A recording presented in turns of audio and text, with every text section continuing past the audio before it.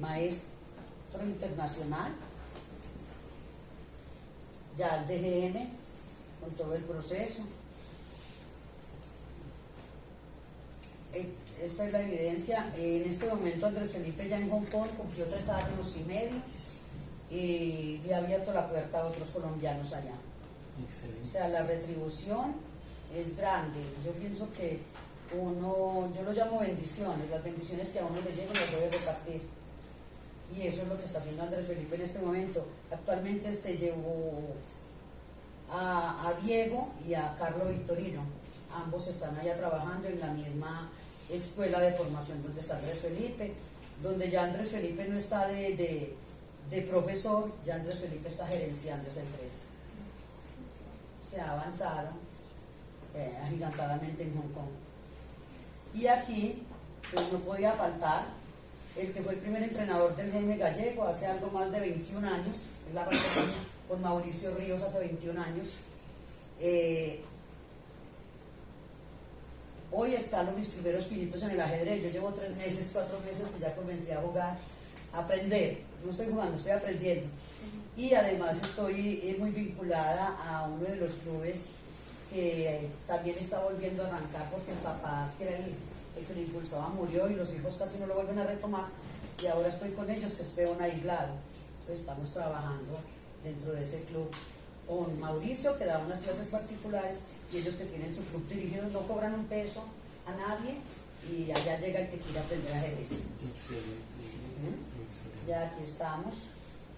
Las fotos, bueno, yo estoy pasando por un proceso, un diagnóstico de cáncer, por eso mis turbantes, y esto para mí ha sido una terapia bastante importante, me ha ayudado mucho en el proceso. Aquí un gran campeón sobre un gran corazón. El campeón es nuestro hijo y el corazón lo tenemos nosotros. Ahí es donde tenemos que poner todo si queremos impulsarlos. Y esto fue lo último que él hizo, es el IRT de acá que se hicimos la semana pasada, donde él hizo el apoyo económico y estuvo en constante comunicación con Paco para la organización del evento, donde ya lo que sembraron acá fue como la idea de él y salió lo exitoso que fue el torneo. Listo, hasta aquí llega la presentación, era como un aporte, como lo que ha sido el crecimiento, y ya quedamos como a disposición de las inquietudes y las preguntas que ustedes quieran hacer.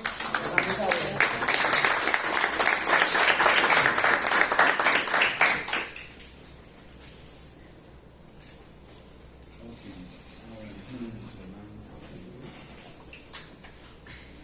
Ya las preguntas después de las Sí, yo creo presentaciones. que damos la de Santiago y ya luego ya si la Eso. Sí, muy bien.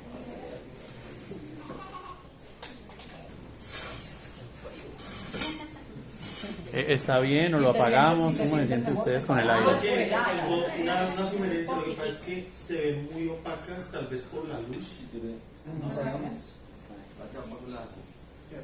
Y el aire.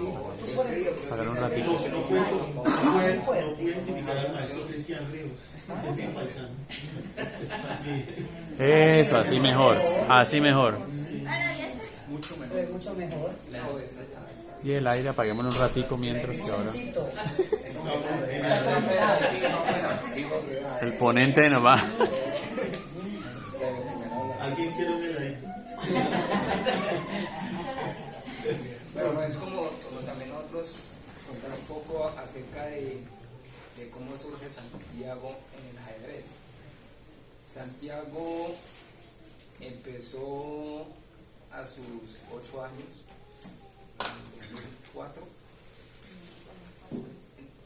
En el 2000, o sea, él inició más o menos a los 7-8 A años. los 7 o 8 años. Y competitivamente se demoró más o menos un año porque pues las dificultades para traerlo a entrenar y todo, pero pues él conoció el ajedrez más o menos a sus 7 años. Exacto, pero él estudiaba, contando la historia un poco, él estudiaba en el San José Campestre, recuerdo mucho.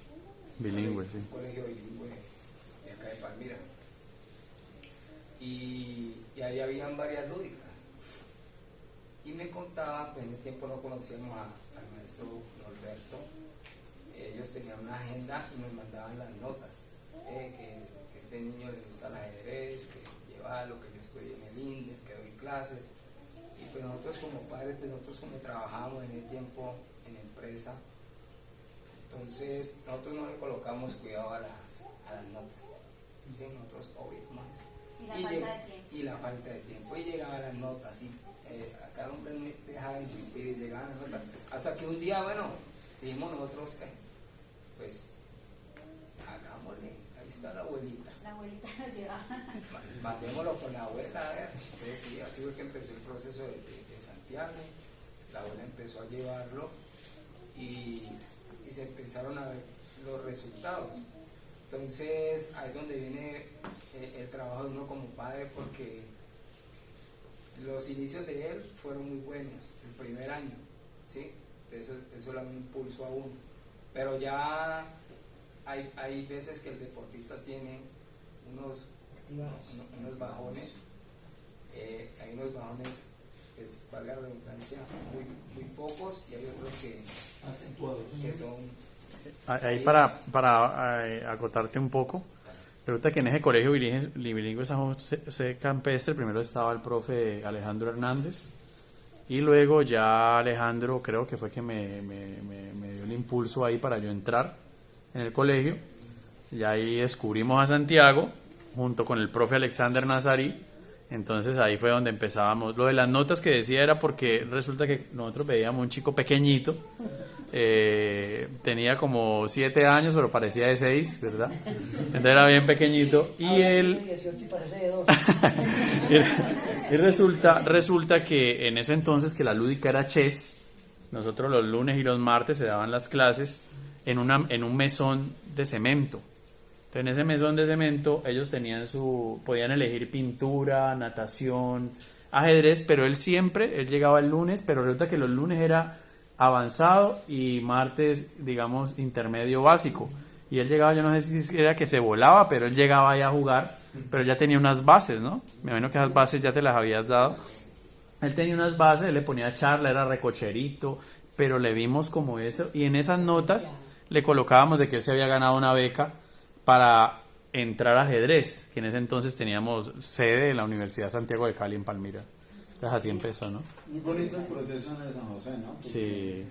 allá hubo otro proceso anterior que fue el de Jessy Roberto Cañón, ¿no? Cañón, exacto. Siempre el apoyo, y eso tenemos que reconocerlo, la institución Sí, de alguna total. manera, porque ellos siempre fueron abiertos a que se fuese a trabajar en ajedrez, en la lúdica. Primero estuve yo, después los demás entrenadores, y surgieron procesos muy bonitos allá, ¿no? Sí, lamentablemente quitaron ajedrez por equitación, solo dejaron equitación y lo quitaron, pero mire que de ahí salieron, mire, Santiago Ávila y varios, sí. Entonces sí, en esos altibajos es donde uno como padres tiene que estar ahí siempre con ellos. Reforzando lo que decía Paco, en la familia mi tía, ella pues no conoce así como las normas del ajedrez, pero sí movía todas las piezas. Yo le aprendí a ella. Yo sí, no como Claudia, yo sí movía las piezas. Entonces las conocía, sabía dar mis mates. Entonces ya cuando Santiago llega a la casa, nos dice, papá, es que conocí un juego de unas piecitas, unos cuadritos. Y yo, ya sé que sí, yo ya sabía que era el ajedrez. Entonces fuimos al Olímpico, me acuerdo tanto, le compré su ajedrez de madera y empecé pues sí, yo jugaba con él. ¿Qué más les puedo contar? Bueno, lo de Santi, ya cuando él inició, era como obsesivo con el ajedrez. Él llegaba a estudiar, papá, jugamos ajedrez. Entonces jugaba con el papá y el papá le ganaba y él lloraba. Papá, jugamos otra vez, y volví a llorar. Entonces ya, o sea, de ser tan repetitivo y ya las clases y todo, él fue mejorando bastante hasta que ya le ganaba al papá, ya era el papá que quería llorar. Entonces, ya cuando empezó la parte de la competencia, porque pues en realidad medio mi ignorancia, yo creía que el ajedrez era solo un juego de mesa, no que era un deporte de competencia. Ya Santi empieza y me daba mucho sentimiento, por lo menos cuando él perdía, que a veces lo teníamos que sacar cargado de la silla a sus 9 añitos y Wilson con él y él llore. Y Y yo, no, Wilson, yo no quiero ver al niño que esté llorando. Entonces, también hay que aprender cómo a manejar esa parte Las emociones. psicológica, sí, esas emociones. Entonces, yo por mi tristeza y con esas ganas de llorar, de verlo a él, pero yo decía, no, vamos a ver hasta dónde aguantamos. Y muchas veces quizás quisimos desertar porque Santi, pues como decía Wilson, tenía sus altibajos. Pero entonces él, o sea, él siempre ese entusiasmo, él llegaba al torneo y él miraba el pareo, iba corriendo, mamá, me toca con un titulado, que es maestro yo no sé qué, que yo no es que tiene tanto de él, y él esa ansiedad y ese sucio de Dios mío, y uno espera y espera. Entonces ese acompañamiento constante, cuando ellos están así pequeñitos, uno tiene que sacrificar tiempo, un fin de semana metió un torneo viernes, sábado, domingo, el trabajo volando, o sea, eso es un sacrificio muy grande, no solamente de ellos, sino de uno también. Entonces todo eso hace parte como de ese proceso y de que ellos de cierta manera van avanzando. Ellos van avanzando siempre y cuando uno esté allí. Hay un torneo en tal parte, no hay apoyo, ¿qué vamos a hacer? Mejor dicho, rebúsquese como sea para que el niño pueda ir. Porque ¿qué pasa? Eso también es de constancia. Entonces, no, como no el apoyo, entonces no va, no. O sea, hay que mirar cómo se hace para poder llevar el niño al torneo. Y la autoestima. Claro, entonces también que cuando perdía, no, que yo no quiero, que no sé qué, entonces también, Santi, bueno, miremos a ver qué pasó, la presión, lo que se habla pues en los niños, si él perdía, bien, vamos a sentarnos, nunca vea que es que usted perdió, que usted no sé qué, no, o sea, nunca en realidad le hicimos sentir de que porque perdió, que era que no servía para eso, que no sé qué, o sea, son las cosas del deporte. Es como todo, es como en nuestra vida diaria, así como perdemos, ganamos y hay que estar allí. Entonces, si eso es lo que usted quiere, a esa situación se va a tener que enfrentar muchas veces, porque siempre no va a poder ganar, siempre no va a poder ser el campeón, siempre va a haber alguien mejor. Entonces, eso hay que aprenderlo a aceptar. También, pues, en cuanto a los valores, Santi siempre ha sido una persona muy tranquila, entonces él no es un niño de que, como veíamos, niños que perdían y azotaban las piezas, tiraban el tablero, salían enojados. Y después el papá estaba allá y lo empujaba, bueno, entonces ese tipo de situaciones. Entonces también eso, pues como gracias a la formación que se le ha dado en casa, él ha sido un niño muy tranquilo y no ha manifestado pues situaciones de agresividad o de enojo, no, nada de eso. Yo creo que eso también influye mucho como en la parte formativa, en el entorno que se le da en la casa, en la tranquilidad, en cómo se manejan esas situaciones. Yo quiero aportarle algo a lo que acaba de decir Malca.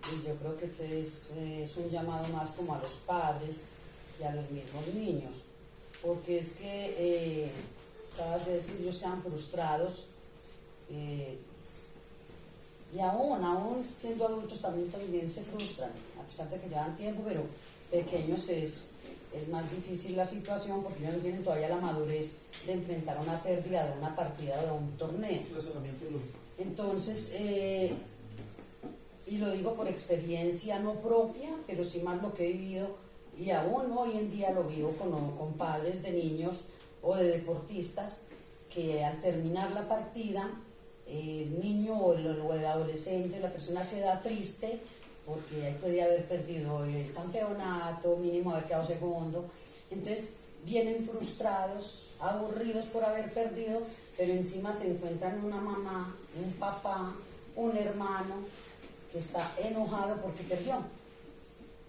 Entonces el niño viene aburrido porque pierde, pero además viene ya pensando, mi mamá, mi papá me van a regañar. Eso es un llamado a que no lo hagamos. Yo creo que en ese momento el que acaba de perder su partida o su torneo, lo que hay que hacer es abrazarlos, es motivarle, y ya luego, cuando haya pasado el momento, sentarnos a hablar con ese niño, con esa niña, con ese adolescente y decirle, ven, miremos, ¿qué fue lo que te pasó? ¿Estabas distraído?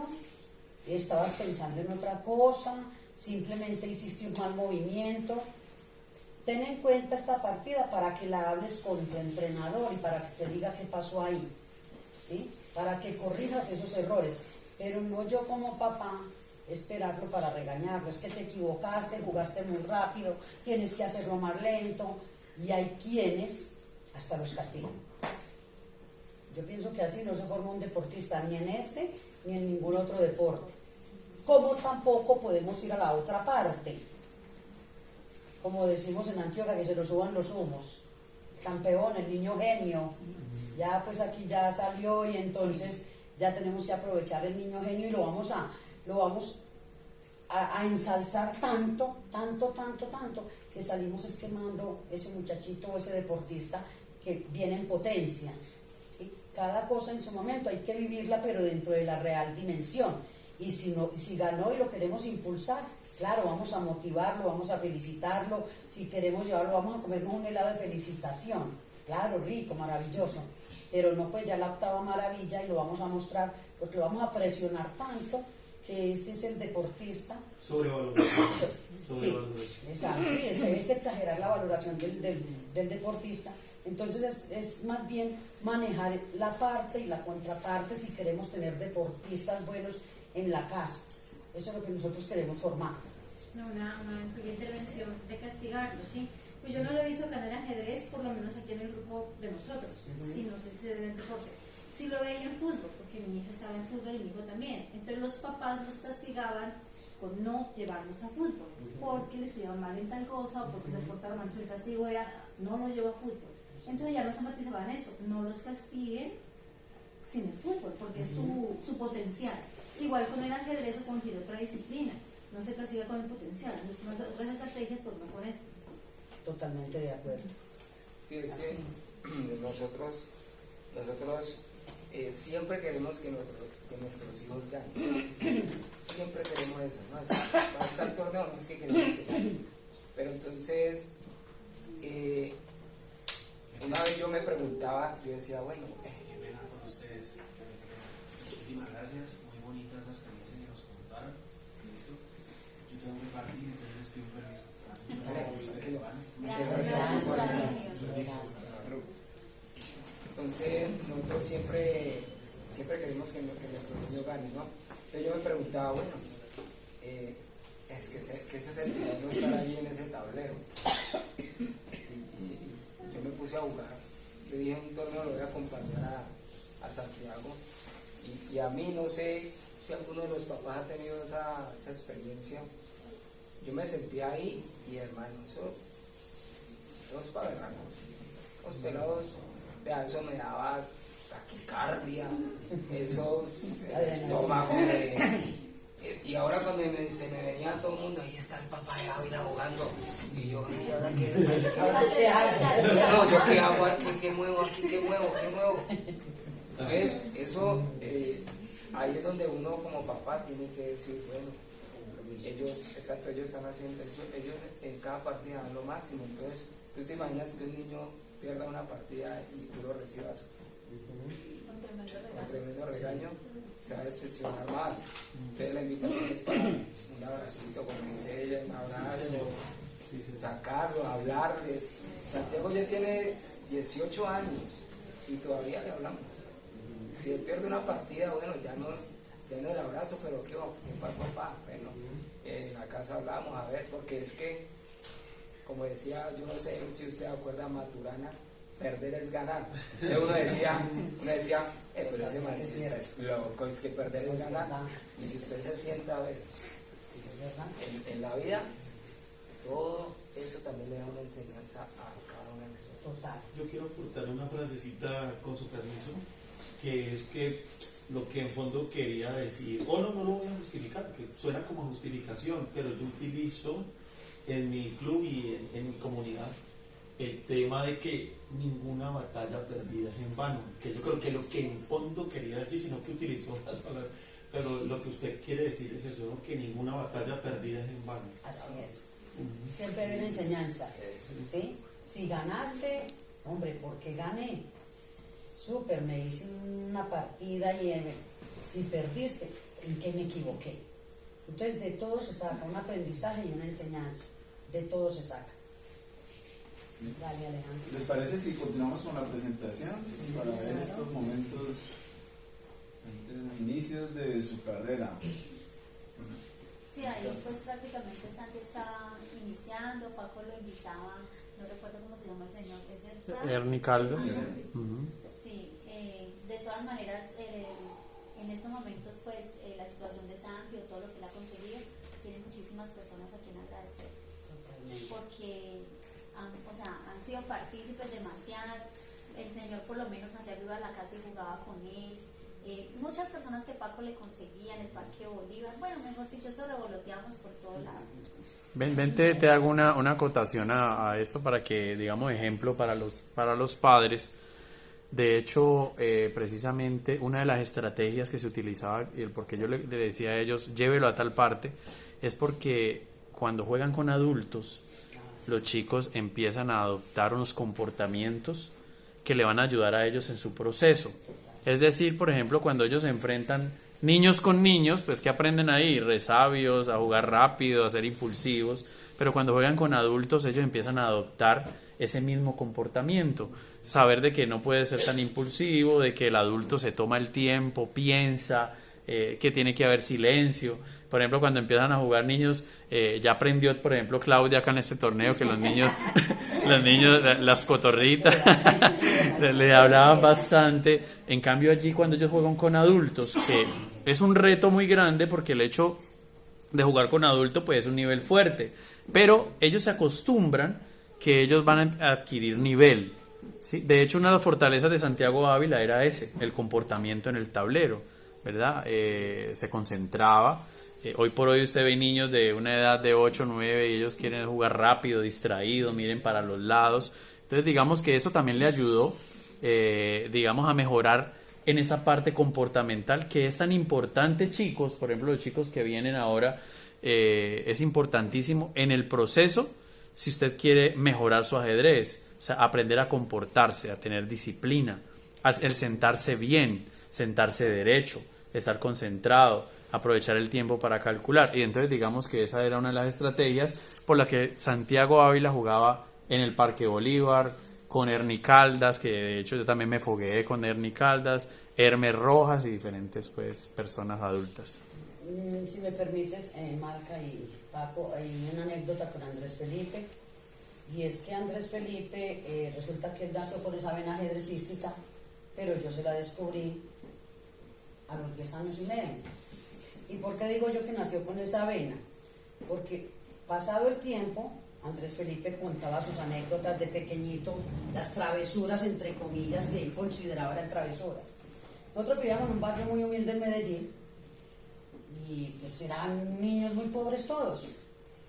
Cuando yo conseguí el trabajo en el que me pensioné, era un muy buen trabajo en una empresa del sector salud, entonces yo tenía un salario bueno.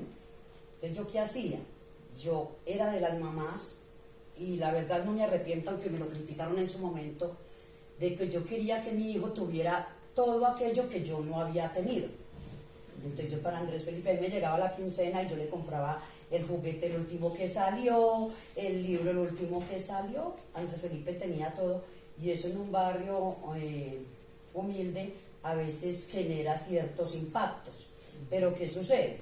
Que a Andrés Felipe yo le mantenía unas canecas así de juguetes, de muñecos, de todo, y la casa era de mi mamá, era encerrado el patio en una reja, entonces él sacaba sus juguetes, los tiraba todos ahí, ahí mismo los niños de la cuadra se venían todos para donde él a jugar. Yo nunca le prohibí, jamás, porque eso sí lo tuve yo muy claro toda la vida, yo el que quiera venir acá, hijo, que venga a jugar contigo. Pero entonces cuando yo me entraba y le dejaba los juguetes ahí, venía el muchachito y él le decía, ¿usted quiere jugar con el balón? Sí, me lo presta. Si juega ajedrez conmigo, si no, no.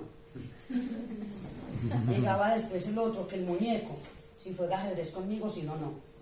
Eso me di cuenta yo, pasados muchos años, porque él lo contó. Y él lo hacía al escondido mío, porque él pensaba que si yo me daba cuenta que él estaba haciendo eso, lo iba a regañar, porque yo lo hubiera considerado una humillación para el otro muchachito. Y lo más seguro es que en su momento así lo hubiera evaluado yo. Estás humillando a ese niño, eso no se hace, te entras y pum, para adentro. Con seguridad que hubiera sido mi reacción. Entonces, lo que se va a dar, los presionaba, y ahí fue donde Andrés Felipe comenzó a mover las primeras fichitas del ajedrez. Muy pequeño, 5, 6, 7 años, y ya eso se descubrió después. Qué bien. Año 2012. Pues fueron como sus primeros torneos, sus primeros triunfos. Recuerdo que su primer torneo como de competencia fue en Dos Quebradas, Risaralda. tenía como 9 añitos. Se ganó un libro y se ganó como 200.000 pesos. No, ese niño estaba feliz, eso mejor. Y para la época eso era mucha plata. Claro, en ese tiempo era mucho dinero. Y nosotros ese viaje que nos habíamos pegado, porque pues eso sí no tenía patrocinio ni nada. Y papá, hay un torneo de parte, hay un torneo de tal, nosotros, bueno, vamos. Entonces, claro, a todo torneo que podíamos, allá estábamos. De hecho, mire que él inició en el 2011 y mire ya en el 2012 cómo empezó a... Se disparó O rapidísimo. sea, creo que eso es el mundial en Grecia. Ese fue el mundial en Rumania, creo, o Grecia. Ah, Grecia, ¿no? En Grecia eso fue pues una experiencia muy bonita para todos, porque pues en realidad el relacionarse con niños que hablan todos los idiomas habidos y por haber, y él fue su primer torneo de esa talla, eso fue pues algo. Claro que también fue... Ese día nos conmovió el terremoto, hubo como un terremoto, algo así, en Grecia, ¿no fue? Sí, Sí, un movimiento telúrico, y así nos preocupamos.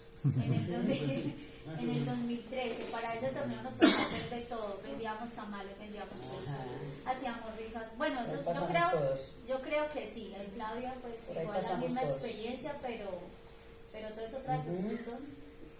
Toda la abuelita. Nada, ya está la abuelita alcahueta. La abuelita siempre apoyando. Bueno,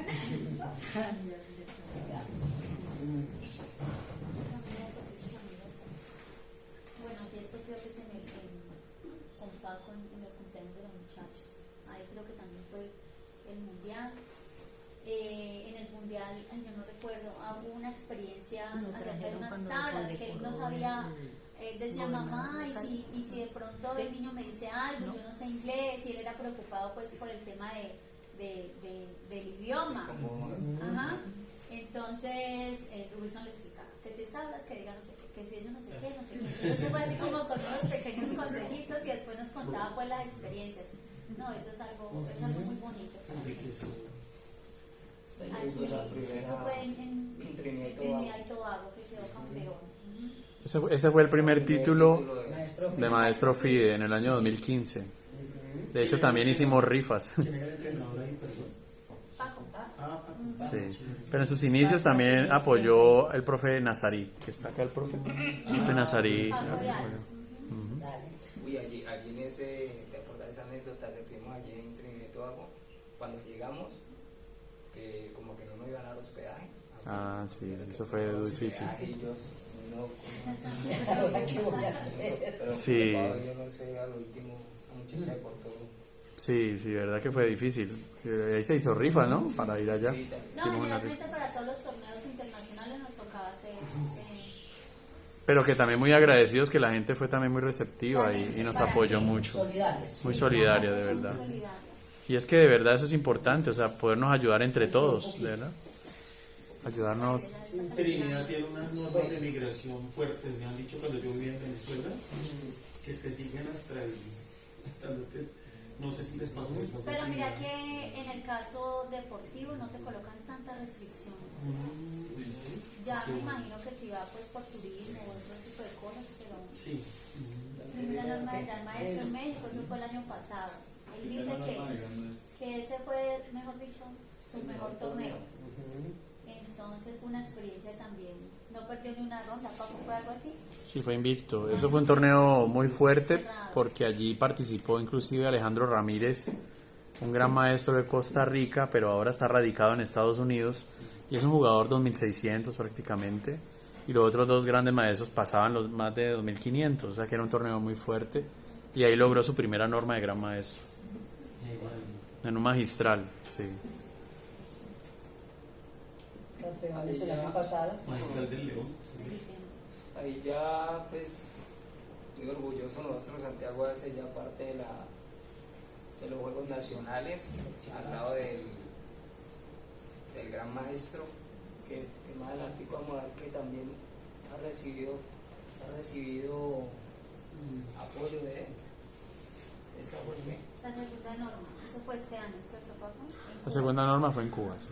Santa Clara. La segunda norma. Ese año hizo parte también del equipo olímpico en la India. Acá se hospedó en la casa de Claudia. Nosotros lo recibimos el año pasado en el apartamento. Sí. allá estuvo con nosotros y aprovecharon para Entrenar. entrenar con Andrés Felipe, tuvo allá su entrenamiento, acompañamiento permanente. Y su primera experiencia, su primera olimpiada, estar en una olimpiada mundial de ajedrez, que para los que no saben, ser parte de una olimpiada es el mayor sueño de un ajedrecista. Bueno, aparte de ser gran maestro, digamos que la mejor experiencia es estar en una olimpiada. Eso es como unos Juegos Olímpicos, ¿sí? O sea, eso es lo máximo. Por eso muchos tratan de estar allá, porque es codearse usted con la élite. Y trabajar en equipo. Trabajar en equipo. Porque toca son 5 ajedrecistas. Sí. Yo aquí tengo como recuerdos sí, de su carrera de ajedrecista. Allá abajo. También ellos conocen, ¿no? Allá abajo Eso les permite conocer. les cuento ahí de ese torneo que está allá en la parte izquierda, en la parte inferior izquierda.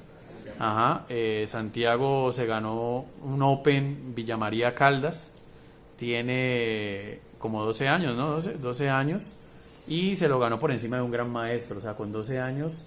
Imagínense que él empezó él empezó con 11 años.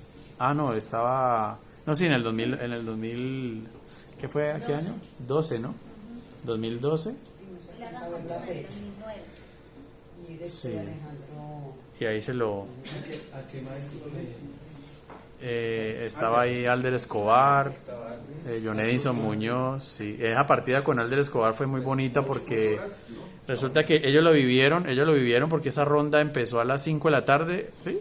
Y terminó a las 11 de la noche. A las 11 de la noche, y un niño de 12 años sentándose de tú a tú a un gran maestro que sin comer y sin nada, fue una experiencia. Y ahí eran tablas ya, no decían las personas que estaban allí visualizando, pero de pronto, pues, no sé, que el gran maestro, pues, decía, no, pues un niño que me va a sacar tablas, no sé, pues no. Y era un final de Rey Torre A ver, era un final Rey Torre y Caballo contra Rey y Torre. Y ese final, pues, obviamente él iba a intentar. ¿bandera caída? No hubo manera de. Y ese final, él con 12 años logró, o sea, no lo perdió. O sea, ese final es complejo, porque ese final en aquel entonces eran 50 jugadas para demostrar que era empate, y él lo quería marear ahí, obvio, es lógico, nadie va a dar tablas, los maestros lo van a marear a usted hasta que se equivoque. Y no, al final él logró y la luchó y sacó el empate, sacó las tablas. Sí, un final avanzado. Bueno, ahí la rutina deportiva se hace pues en Intervalle, los días de entrenamiento. está de Importante. anexo ahí, esta parte es muy, muy importante. Ellos no podemos dejarles del entrenamiento deportivo. Físico. Y el ejemplo es Andrés Felipe. Andrés Felipe llegó a pesar casi 90 kilos. Andrés Felipe, una obesidad bastante avanzada, y él me echaba la culpa a mí, porque era que yo le daba de todo, y yo le doy de todo y usted lo come. Sí, no lo coma, diga no mamá, yo no quiero y ya. El caso es que en ese tema del entrenamiento deportivo llegó un momento donde lo cogió Faiber Lotero, entrenador deportivo en este momento de Cundinamarca, que también es de Antioquia, pero está en Cundinamarca trabajando allá, y lo llevó a rebajar casi 30 kilos. Hoy en día Andrés Felipe tiene una contextura, pero la trabajó mucho, le ha trabajado mucho, entonces esto va para todos, padres y hijos, porque la verdad es que sí, yo contribuí a la obesidad en su momento de Andrés, de pronto no con una alimentación muy sana, pero sí hace parte vital del entrenamiento y de los deportistas, y más el ajedrez, que es sedentario, porque se sientan horas y horas y horas frente a un tablero. La ansiedad los lleva a comer más. De esa parte es muy importante anexar. Muy bien. Es el torneo que terminó. El IRT terminó tercero Santiago.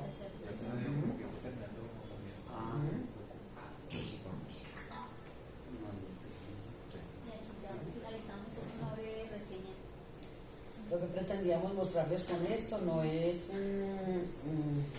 más sino como mostrarles el proceso de los deportistas y compartirles a ustedes como esas experiencias basadas en las imágenes, para que ya con base a eso pues, se planteen sus inquietudes y si tienen algo para preguntarnos que les podamos aportar desde nuestra visión de padres, de deportistas que han avanzado bastante en las redes con sacrificio, porque la verdad no es fácil que ellos hayan avanzado donde están, pero con mucho sacrificio, pero se logra. O sea, en la vida hay que sacrificar una cosa si queremos lograr otra. Nos toca. Entonces, por acá tenemos una pregunta de la mamá de Dale. Gisela. Yo tengo una pregunta tanto para Marta como para la señora Caray. En algún momento de toda la carrera ajedrecística de los chicos desde que están pequeñitos, porque ellos tienen que hacer muchos sacrificios, ¿no? Participar en las fiestas con sus amigos, las idas a piscinas, paseos. Y yo me digo, en algún momento ellos dijeron, no quiero más. ¿Cómo manejaron esa parte? El mío nunca lo dijo. Siempre. Nunca lo dijo. Y tengo la ventaja de que nunca fue rumbero. Nunca fue. Es más, él se iba a los torneos y los demás se iban a rumbear después de las rondas y él pocas veces lo hacía. Lo llegó a hacer, pero con la ventaja de que nunca bebió. Andrés Felipe no consume licor. Entonces eso ayuda mucho. Pero nunca dijo yo no quiero, al contrario, yo fui la que en su momento, y fue lo que les compartí al principio, llegó un momento que le dije yo a Andrés Felipe, solo ajedrez, no, ya es tiempo de que hagamos otra cosa. Y ya pues lo que les compartí al principio, que él me dijo, yo te voy a demostrar que el ajedrez sí se puede, pero al ajedrez le anexamos la carrera universitaria más el idioma. Entonces yo por ese lado no te podría aportar, no sé, con Malca si ha pasado. Santi tampoco, o sea, él nunca dijo, ay, no, es que tengo tal compromiso y que no puedo ir. De hecho, algo pues una experiencia muy particular para el grado del bachiller. Él tenía un torneo en Bogotá, le dijo, no, monta un torneo. O sea, en el grado, el papá fue y le recibió el diploma, pero él no. Igual el mismo comportamiento de Andrés. Andrés no ha sido un niño pues que le gusta estar en la calle, le gusta estar de paseo en paseo, la rumba menos, de hecho casi no sabe ni bailar. Entonces, en ese sentido no hemos tenido inconvenientes. Tiene madera para bailar, es mero tronco, que no mentira. Sí,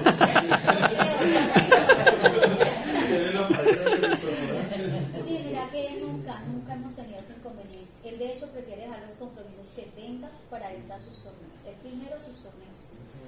Yo con permiso quiero comentar la sección de preguntas y respuestas. Claro. Pero para apoyar o profundizar la pregunta de la madre de familia que acaba de hacer. Y ahí tocamos el tema del cuerpo técnico, los entrenadores y eso. ¿Cuál es la sapiencia, las competencias que nosotros tenemos? A mí me ha tocado ser de todo, ¿no? Pues yo soy gestor, pero tengo que ser, cuando me toca ser entrenador, hago entrenador, cuando toca ser secretario, yo hago de todo. Pero entonces lo que dice la madre de familia es que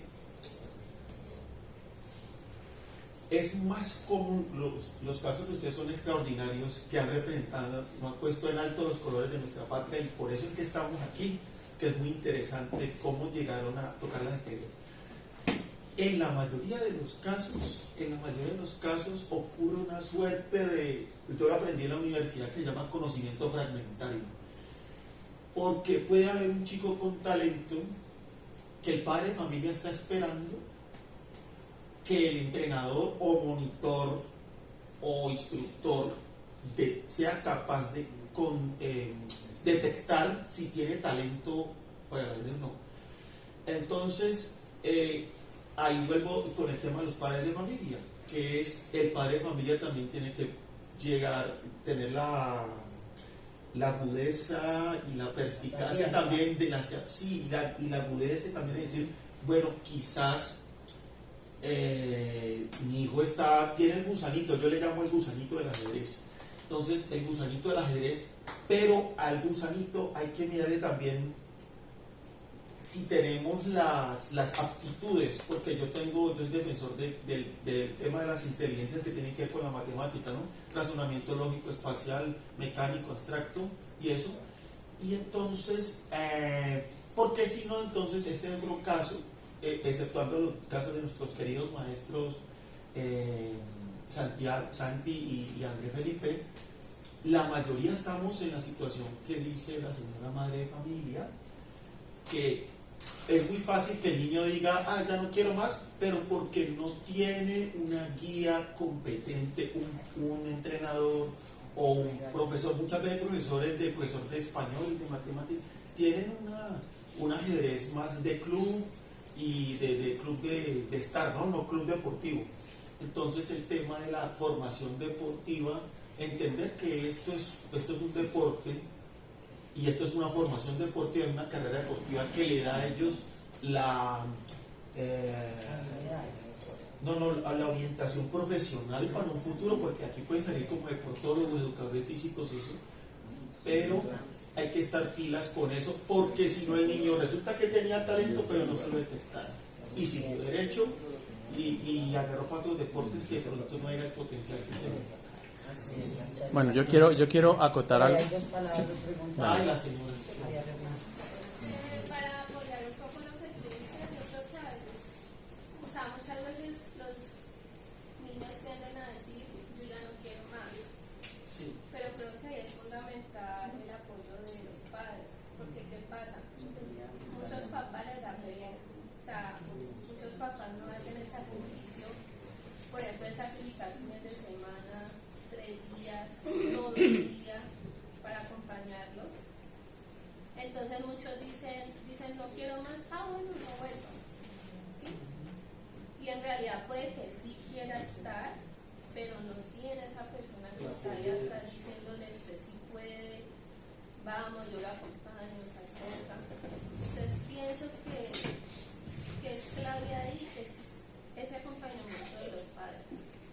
Es que el hecho de que nosotros digamos que nosotros no hemos sufrido eso no quiere decir que no conozcamos de quienes sí lo han sufrido, ¿sí? Y como María Fernanda lo acaba de decir, la verdad es que es fundamental, primero la familia, ¿sí? Y segundo el entrenador, la persona que esté dirigiendo en ese momento o esté formando el deportista. Eso es lo que se requiere para motivarlos y mostrarlos, porque en una pérdida de un torneo, en una pérdida de una partida, el niño sale desmotivado. Eso es indiscutible. Nadie va a salir contento después de perder. Y si en esa pérdida está de pronto en juego el torneo, el primer lugar, el segundo lugar, y sabemos que en ajedrez de ser el primero podemos pasar a ser el quinto, el sexto, ¿sí? Se puede. Entonces es muy, muy importante la familia, papá, mamá, hermanos, abuela, y seguido de eso el entrenador, la persona que esté a cargo del niño o del deportista. Bueno, yo quiero acortar algo acá también muy importante, y es que eso es un sacrificio, como dicen por ahí, sin sacrificio no hay victoria. Pero el sacrificio no solamente es del deportista, aquí es importante los padres de familia. O sea, ¿qué lo llevaron a los papás de Ávila, digamos, a Claudia con el gran maestro gallego? Pero digamos, yo voy a puntualizar en el tema de Ávila. ¿Cuál fue la clave y qué fue lo que hizo él que se catapultara para lograr, aparte de que trataban de llevarlo a cuanto torneo, digamos, es el apoyo de papá y el sacrificio a lo que está dispuesto a hacer? A ver, un padre de familia llegó y retiró al chico porque le daba pereza estar un fin de semana. Él trabajaba de lunes a viernes. No, qué pereza yo ir por allá un sábado y un domingo y un lunes. Yo quiero es descansar. El niño quiere, pero el papá empieza y no lo quiere llevar y lo retira. Simplemente dice, no, qué pereza. O empezar a quejarse. No, yo estar por acá, mire eso, vea, qué pereza estar esperando que él termine. Es estar dispuesto usted, digamos, a sacrificar. ¿Qué tanto puede usted sacrificar? Y resulta que eso es importantísimo, porque esto es lo que le va a ayudar a ellos a impulsar. Que no lo vea usted como que no, es que tengo que acompañarlo, qué pereza, sino que es que su hijo se está formando. Su hijo, primero que todo, está evitando caer en el ocio de estar allá esclavo en el televisor, viendo muñequitos, jugando con la tablet Free Fire y perdiendo el tiempo. No, a través del deporte ellos se van a superar. Él encontró algo muy importante en el que él puede subir, superarse, puede conseguir becas, porque no solamente quiere decir que es que él se vaya a ir a vivir del ajedrez, O sea, es una herramienta que le va a permitir a ellos formarse como personas. ¿Sí? Y a su vez, pues bueno, ellos van a conocer, imagínense que Santiago, ¿cuántos países no ha conocido de niño? Y eso le ayudó a formarse. Entonces de pronto a veces, no, pero es que el niño pierde la infancia. Ellos nunca pierden la infancia. Ellos, de hecho, ellos tienen sus juguetes, ¿no? ¿Cuántos juguetes no tenía Santiago Ávila? Este chico Santiago Quiñones, que tenía armatodos por todo lado. Ellos no pierden su infancia, sino que antes, por el contrario, empiezan a adquirir una madurez, una responsabilidad, una disciplina, porque los niños que practican ajedrez empiezan a tener un mayor grado de madurez, y eso les permite a ellos crecer como personas. Desmitifica eso que acabo de decir. El profe Nazarí quería aportar algo, Sí. quería como aportar algo. Sí, también en el tema, cuando los padres son demasiado proteccionistas, que por ejemplo, el apoyo, Gracias. por ejemplo, los líderes, pues en la mayoría de los casos ayudan al deportista y pues ya a los padres pues ya tienen que ser por cuenta propia, ¿sí? Hay niños, por ejemplo, ya mayores de 12 años que los padres a cuanto torneo van, los niños ellos también quieren estar ahí. O sea, los tratan como si fueran niños de 8 años y se sabe que la independencia en los deportistas es fundamental para ellos ir forjando el carácter. Entonces, de acuerdo a la experiencia pues de Wilson, de Malca, Yuya, por ejemplo, ¿a qué edad ellos empezaron a ir a los torneos? Pues lógicamente cuando son torneos ya muy lejos y si el torneo es cerca, pues lógicamente los padres pues también deben estar ahí, ¿cierto? Acompañarlos. Pero cuando ellos empezaron a jugar torneos ya lejos, ¿a qué edad empezaron a ir solitos desde niños? Solos. Por mi lado, Andrés Felipe comenzó en el 2001, comenzó pues ya en el semillero de la liga, en marzo del 2001. ¿Cuántos años tenía? Tenía 10 años y medio. Y a los 3 meses ya era campeón departamental. O sea, Andrés Felipe fue una sorpresa en la liga porque acababa de llegar y ahí estaba el trofeito, el primer trofeo en el 2001, fue a los 3 meses de haber iniciado en la liga y fue un municipio cercano. En esos inicios yo siempre estaba ahí, pero ya resulta que el primer viaje a Europa fue en el 2004, 2005 y era por 3 meses. O sea, eso no es fácil. Y uno decir, se va a 14 años y se va a ir para Europa 3 meses, así vaya con el entrenador y vaya con otros, para uno no es fácil soltarlos. Hijo único. Sí, pero yo no me podía negar. Cuando llegó la oportunidad, y me tocó aportar también, porque ahí fueron los primeros aportes para que él pudiera viajar. Y a partir de ese momento ya él también, al igual que Santiago, estuvo en diferentes países compitiendo, en unos le iba muy bien, en otros le iba regular, en otros le iba mal. Las normas, yo les decía ahorita que para Andrés Felipe fueron muy difíciles, todas fueron muy luchadas y se le iban por medio punto. Eso en un torneo decían, no, ya alcanzó la norma, cuando tablas, cuando perdió y necesitaba era ganar. Entonces él sufrió mucho para obtener tanto el título de MI como el título de Gran Maestro. A los deportistas hay que dejarlos volar y hay que brindarles confianza. No podemos quedarnos todo el tiempo con ellos aquí. Si yo no tengo recursos, entonces él tampoco va, porque es cortarle las alas a su potencial deportivo. Hay que liberarlos, hay que soltarlos, porque además aquí esto ya pues para las mamás, para los papás, no podemos olvidar que nuestros hijos son prestados, como un día nosotros fuimos prestados para nuestros padres y así sucesivamente. Todos algún día tenemos que volar, y qué mejor que dejarlos volar y enseñarles a volar desde temprana edad, y más cuando es en pro de forjar su futuro, de cumplir unas metas, ¿sí? De alcanzar esos objetivos donde nosotros queremos verlos a ellos como seres humanos, como seres de bien, como profesionales, como deportistas ganadores, pero que mediante la lucha y el empoderamiento y la confianza que les demos lo pueden lograr. Santiago sí fue a los 11 años. ¿Cierto? Sí. Fue un torneo que en Brasil. Era un torneo en Brasil y a Wilson, donde trabajaba, le habían dado una especie de auxilios para que él viajara, pero ninguno de los podía viajar, y Paco viajaba. Entonces nosotros nos sentamos con él y le decimos, Santi, solo hay dinero para que viaje usted se iría solo con Paco. Sí, mamá, no me voy. Y yo bueno, se fue con Paco, o sea, ese fue su primer torneo. Y otra experiencia que fue difícil, que mejor dicho yo quedé, tenía 14 añitos y a través de Paco viajaba a España para donde Paola y para donde Carlos. De Carlos Fernández. Y Wilson fue y lo dejó en Bogotá y el niño se fue solo hasta España. Allá lo recibió una prima de Wilson, ella lo despachaba a Barcelona, allá lo recibía Carlos. O sea, eso fue. Y yo dije, Dios mío, solo, o sea, solo, se fue solo totalmente. Tenía 14 años. No, ¿por cuánto tiempo estuvo allá? Estuvo como un mes y medio. Sí, me imagino que este es el Open de España, que ellos siempre llevan colombianos a que jueguen allá. Y luego Cuba. A España. Entonces, ese es el plus que se da. Para Cuba también viajó solo. Bueno, viajó con Paco, pero él se quedó allá y Paco se devolvió. Entonces, si uno tiene que soltarlo, es lo que dice Claudia, o sea, hay que dejarlos volar, uno los puede amarrar, eso es frustrarlos. Y si es lo que ellos desean, pues tienen que.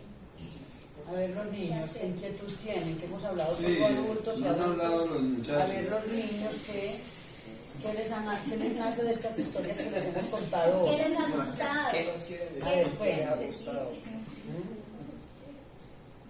No tienen nada. Pregunte lo que quiera. ¿Les ha gustado las historias que les hemos compartido? Sí. ¿Les gustaría llegar a ustedes a estar allá? Compromiso de... Claudia, yo te tengo una pregunta. Digamos que esta pregunta va también pues, para los chicos que vienen atrás, pero digamos de la experiencia tuya como que viviste con Gallego. Sabíamos de una rivalidad, digamos, que había entre Andrés Felipe Gallego y David Arenas, ¿no es cierto? Porque eso siempre es necesario. A veces tener una persona que le está pisando ahí, le está jalando a uno, porque usted no quiere que, ¿verdad?, quedarse atrás. Pero ¿cómo manejabas tú como madre de familia y cómo veías, o sea, cómo hacía él para salir de ese círculo, digamos, de rivalidad, al ver que estaba en una constante carrera, digamos, por ser gran maestro? Entonces, es decir, cuando se enfrentaba David con Gallego, David casi siempre le ganaba, se le ganaba los torneos, y de pronto en esa carrera de querer ser gran maestro y ver que de pronto, digamos, Arena lo logró primero que Gallego, ¿usted cómo afrontó eso? Digamos, Gallego, ¿cómo hizo para salir de eso, de esa parte, de ese bache? ¿Cómo cambió ese chip, digamos, y decir, bueno, mi rival no es Arena, sino mi rival soy yo mismo, y yo debo buscar otros horizontes para lograr mi objetivo? ¿Qué hicieron allí? A ver, la verdad yo sufría mucho con eso, porque usualmente Andrés Felipe, cada que jugaba con David, que es excelente deportista,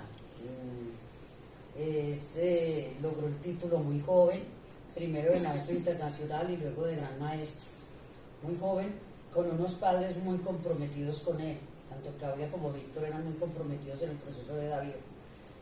Manejaban muy buena relación y yo veía siempre la frustración de Andrés Felipe cada que perdía con David. Y fue mucho tiempo.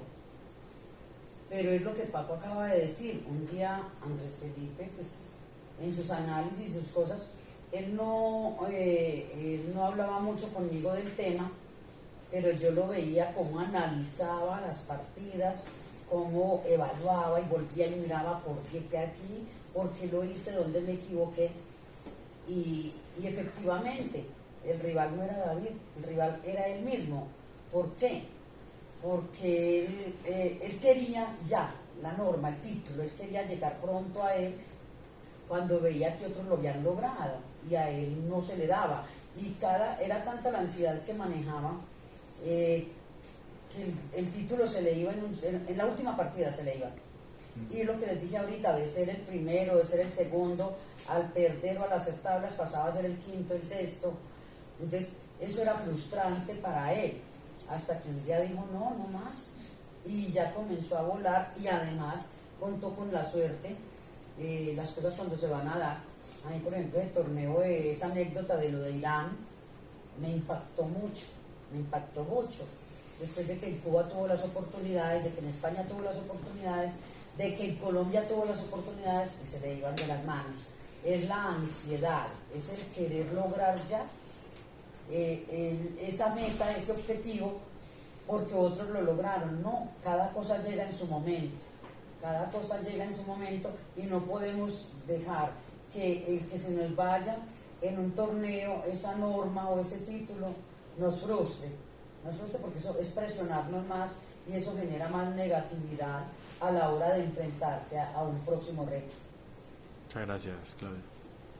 De que hay algunos padres de que ven los torneos como simples gastos. Dicen, se gasta y no queda campeón, no figura en el torneo.